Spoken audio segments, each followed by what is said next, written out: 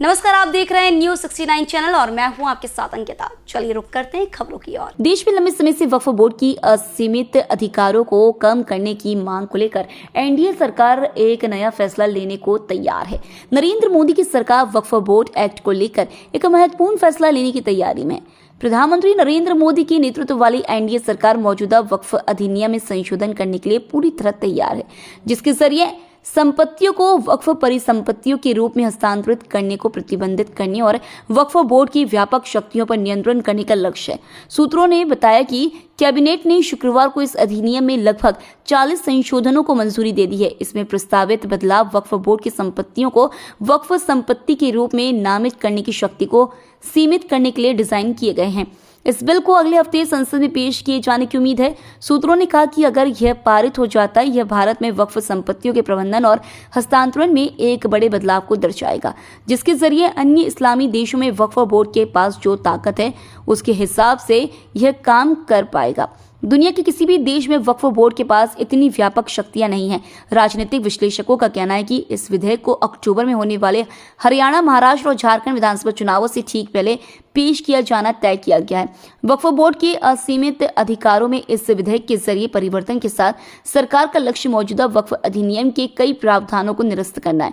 वास्तव में सरकार का इस विधेयक के जरिए प्रथम लक्ष्य वक्फ बोर्ड की मनमानी शक्तियों पर अंकुश लगाना है, जो वर्तमान में उन्हें अनिवार्य सत्यापन के बिना किसी भी संपत्ति को वक्फ संपत्ति घोषित करने में ताकत देती है। इस सारे मामले को लेकर मध्य विधानसभा विधायक आरिफ मसूद ने कहा कि सरकार एक समुदाय को लगातार टारगेट करती आ रही है, इसलिए वह अब इस तरह के हथकंडे अपनाकर वक्फ की संपत्ति को हड़पने का काम करना चाह रही है, इसलिए यह बिल लेकर आई है। मैं तो केंद्र सरकार में सहयोगी नीतीश कुमार और चंद्रबाबू नायडू से यह पूछना चाहता हूं, क्या वह भी इस तरह के बिल पर अपना समर्थन सरकार को देंगे?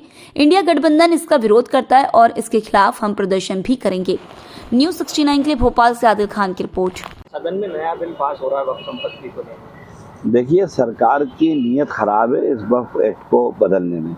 ये वक्फ एक्ट बदलते इस बात के लिए तो हम इनका स्वागत करते हैं कि अगर ये कहते हैं कि जो वक्फ की संपत्तियों के ऊपर कब्जा उसको हटाया जाएगा, जो वाकिफ की मंशा के हिसाब से जिसने ज़मीन दी थी उसके हिसाब से उसका यूज़ और यूटिलाइज़ किया जाएगा, तो हम समर्थन करते हैं। ये केवल सरकारी संपत्ति बनाने के लिए वक्फ एक्ट का तरमीम है, जो वक्फ की संपत्ति है, क्योंकि वक्फ की जो संपत्ति है वो सरकार की नहीं है, वो निजी व्यक्तियों द्वारा एक अच्छे कॉज के लिए समर्पित की गई है और उसको बदलने की मंशा सरकार की है और उसको सरकारीकरण करना चाहते हैं, केवल इतना मकसद। अवैध कब्जादारियों को लेकर बनाया जा रहा है बिल, बताया जा रहा है। कह रहे हैं अवैध कब्जादारी पूरी सरकार पे नामांतरण कर रहे हैं, कहाँ है, कैसे?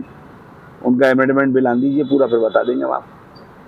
इसको लेकर विपक्ष दल अब किस तरह से इसका विरोध करेंगे? नहीं, इंडिया गठबंधन इसका विरोध करेगा, बिल्कुल करेगा। और मैं तो खास तौर से आपके माध्यम से कहना चाहता हूँ कि चंद्रबाबू नायडू और नीतीश जी भी जवाब दें।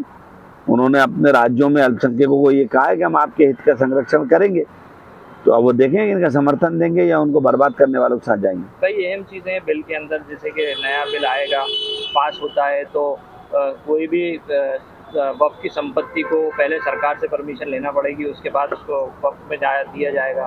देखिए, ये तो पहले भी था, लेकिन सरकार की एनओसी, तो आप बिल्डिंग परमिशन लेने जाते हैं तो सरकार की एनओसी लेते हैं ना, चाहे वक्फ की प्रॉपर्टी हो चाहे निजी हो। शासन के सारे नियम बने हुए हैं, बिना नियम के तो कोई काम नहीं करता। ये सब घुमा फिराने की बातें जो मैंने आपको उसूलन बात बताई, ये केवल उस संपत्तियों को सरकार के पास जो खुद कब्जा है बहुत सारी, उसको बचाने का काम है। इसी तरह की और खबरें देखने के लिए बने रहे हमारे साथ, देखते रहिए न्यूज़ 69 चैनल। जब तक के लिए धन्यवाद।